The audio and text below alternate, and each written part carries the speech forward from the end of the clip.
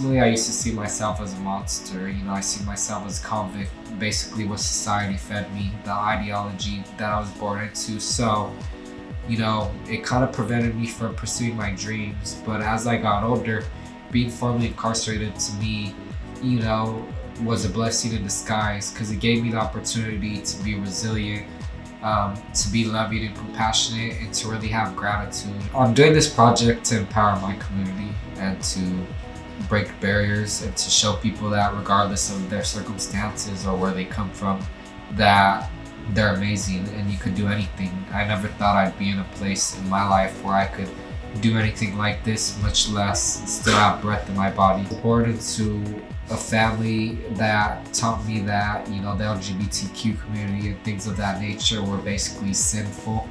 And I was very into religion and Bible study and all of that. So I used to always believe that I had a demon in me. As I got older, things started to change, but it was still very hard for me to embrace that side. Even now in public, when I wear crop tops or glitter or anything like that, ultimately, sometimes I get very insecure, especially when people sneer or make comments.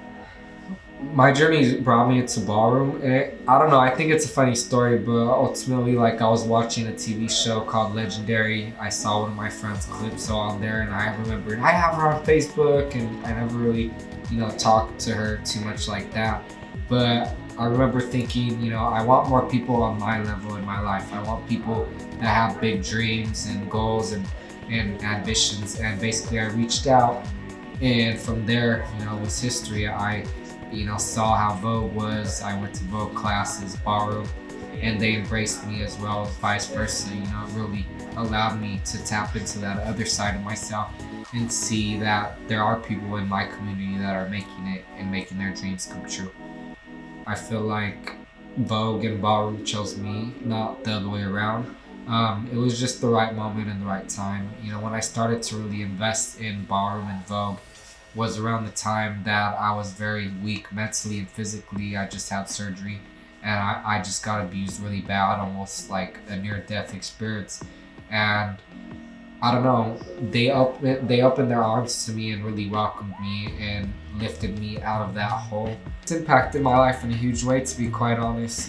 That side of myself I never really knew how to express. I never had a family and community to lift me up.